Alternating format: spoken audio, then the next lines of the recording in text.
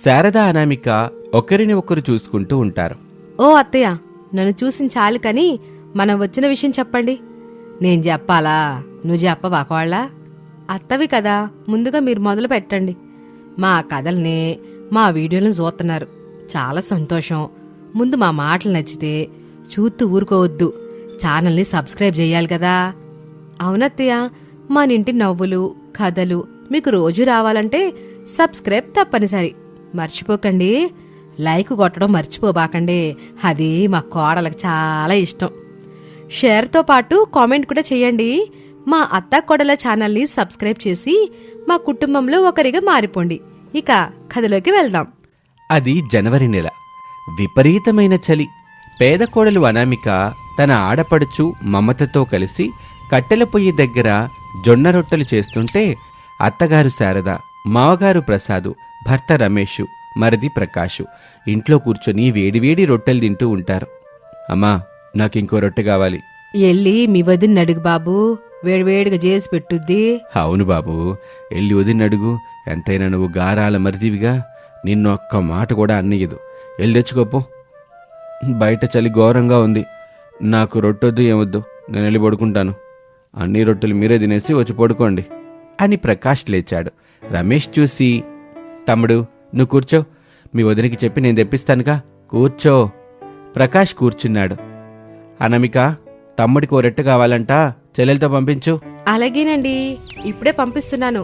మమత, వెళ్ళి చిన్నన్నయ్యకి ఒక రొట్టె ఇచ్చిరా. సరే వదినా అని మమత రొట్టెని తీసుకుని ఇంట్లోకి వెళ్లి ప్రకాష్కిచ్చింది. పెద్దన్నయ్య, నువ్వు ఇంకో రొట్టె తింటావా? చాలు చెల్లెమ్మ, ఇప్పటికే 3 రొట్టెలు తిన్నాను. అన్నయ్య, మరొక రొట్టె తిను. మరొక రొట్టె తినడం నా వల్లగా చెల్లి, అమ్మకి నాన్నకి ఇవ్వలే.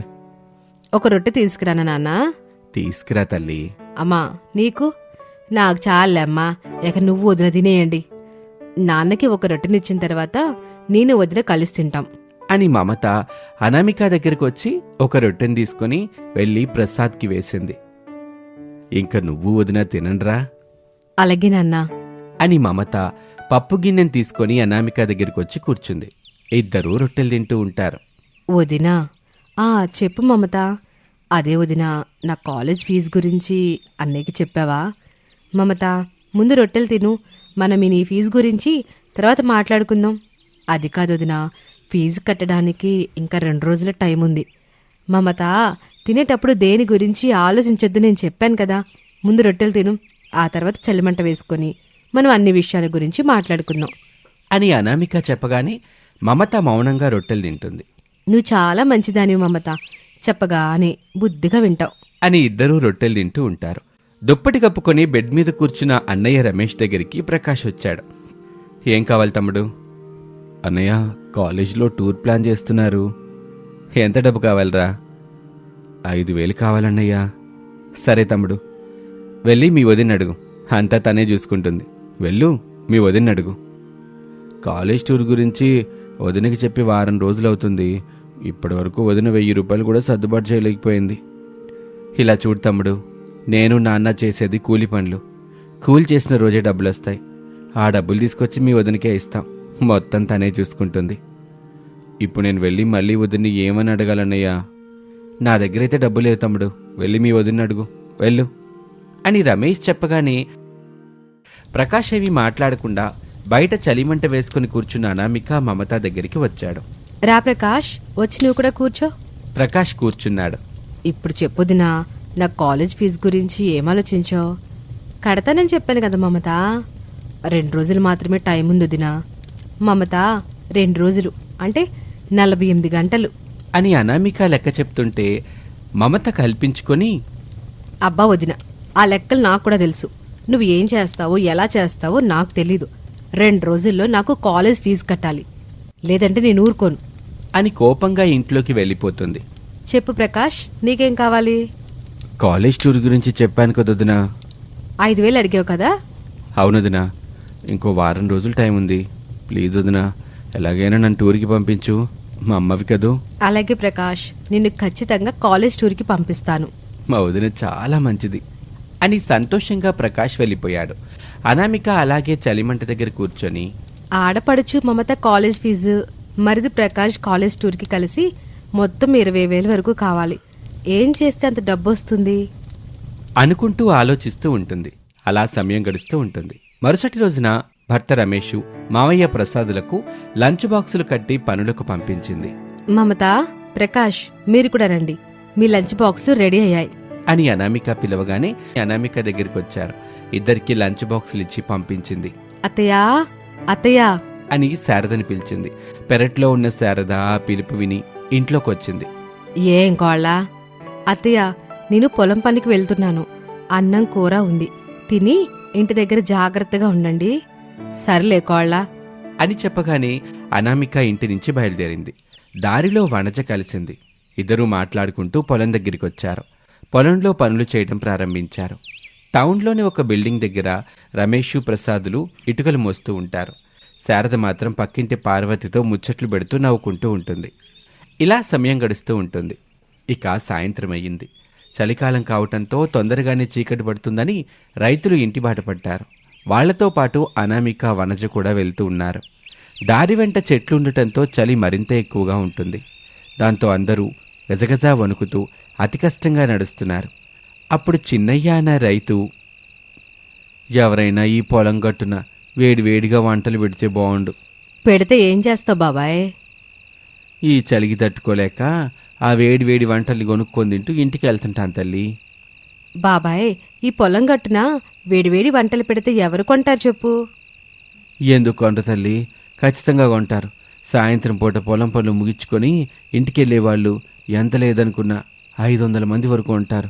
అందులో రోజు 200 మంది కొన్నా ఒక్కో ప్లేట్కి 30 రూపాయలు వేసుకున్నా 5,000 వరకు సంపాదన ఉంటుంది బాబాయ్. ఓ చిన్న వ్యాపారికి ఎంతకంటే ఏం కావాలి తల్లి? బాబాయ్, మాటల్లో ఏదైనా బాగుంటుంది, కానీ ఆచరించడంలోనే తెలుస్తుంది అసలైన కష్టం విలువ. అనామిక సాయంత్రం పొలం గట్టున వేడివేడి వంటలు చేసి అమ్మితే బాగుంటుంది కదా అనే ఆలోచనతో ఇంటికొచ్చింది.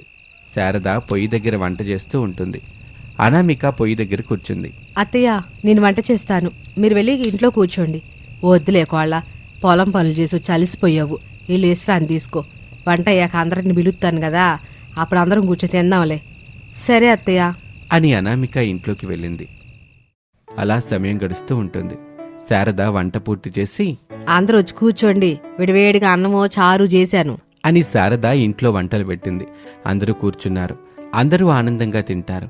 మరుసటి రోజున రమేష్, ప్రసాద్ పనులకు, మమతా, ప్రకాష్లు కాలేజీలకు వెళ్లిపోయారు. నా దగ్గరున్న చెవి కమ్మలు పెట్టి కొంత డబ్బు తెచ్చి మమతకి కాలేజ్ ఫీజు కట్టాలి. మిగతా డబ్బులతో సాయంత్రం పొలం గట్టున వేడివేడి వంటలు చేసి అమ్మాలి అని అనామిక ఇంటి నుంచి బయలుదేరి తాకట్టు కొట్టుకు వెళ్ళింది. తను అమ్మాలనుకున్న కమ్మలని తాకట్టు పెట్టింది. వచ్చిన డబ్బుల్ని తీసుకుని ఆటోలో కాలేజ్కి వెళ్ళింది. మమత ఫీజు కట్టింది. మమతని కలిసి విషయమూ చెప్పింది. మమత సంతోషపడింది. మిగిలిన డబ్బులకు సరుకులు తీసుకుని ఇంటికొచ్చింది అనామిక. ఇన్ని సరుకులు ఎందుకు అలా? సాయంత్రం పొలం గట్టున వేడివేడి వంటలు చేసి అమ్మాలని నిర్ణయించుకున్నాను అత్తయ్య. అక్కడెవరమ్మ కొంటారు? అప్పుడు అనామిక శారదకు అర్థమయ్యేలా వివరంగా సంపాదన గురించి చెప్తుంది. శారద సంతోషపడుతుంది. కోడలికి సహాయం చెయ్యాలనుకుంటుంది. అత్తా కోడలు కలిసి సాయంత్రం వేళ అందరూ వచ్చే ఒక దారి దగ్గర వేడివేడిగా వంటలు చేయటం మొదలుపెట్టారు. చీకటి పడుతూ ఉండగా ఇంటికి వెళ్తున్న రైతులు అత్తాకోడలు కలిసి చేస్తున్న వేడివేడి వంటల గుమగుమల్ని చూసి సంబరపడుతూ, అమ్మా అనామిక, సాయంత్రం వేళ ఈ పొలం గట్టున వేడివేడి వంటలు చేసి అమ్మడం మొదలుపెట్టావు. చాలా సంతోషం తల్లి. నాకు వేడివేడి పకోడీ ఓ ప్లేట్ ఇవ్వు. అలాగే బాబాయ్ అని అనామిక వేడివేడి పకోడీ ఇచ్చింది. చిన్నయ్య సంబరంగా తింటూ బాగుందని మెచ్చుకుంటాడు. అలా ఒకరి తర్వాత ఒకరు నచ్చినవి వేడివేడిగా తింటూ ఉంటారు. అలా రోజులు గడుస్తున్న కొద్దీ సాయంత్రం పొలం గట్టున వేడివేడి వంటలు చేసి అమ్ముతున్న అనామికకి మంచి పేరుతో పాటు సంపద కూడా వస్తుంది. దాంతో ప్రకాష్ని కాలేజ్ టూర్కి పంపించింది. తాకట్టు కొట్టు నుంచి తన కమ్మల్ని విడిపించి తెచ్చుకుంది. అందరికీ కొత్త బట్టలు తెప్పించింది. ఇల్లంతా ఇప్పుడు సందడిగా ఉంది. హలో ఫ్రెండ్స్, నా ప్రతి కథలో నా మనసు, నా బాధ, నా కష్టం దాగున్నాయి. మీరు వింటూ చూస్తూ నాకు తోడుగా ఉన్నారని అనిపించినప్పుడే నాకు బలం వస్తుంది. అనామిక తెలుగు స్టోరీస్ ఛానల్ నా కథల ప్రపంచం, నా జీవితంలో ఒక భాగం. మీ ఒక్క సబ్స్క్రైబ్ నాకు 1000 మాటల ప్రోత్సాహం లాంటిది. కొత్త కథలు, కొత్త భావాలు మీతో పంచుకోవాలని నా ఆశ. బెల్ ఐకాన్ నొక్కి నా ప్రయాణంలో భాగస్వాములవ్వండి. దయచేసి సబ్స్క్రైబ్ చేసి ఈ అనామికకు మీ ప్రేమని చూపించండి, మీ ప్రోత్సాహాన్ని అందించండి.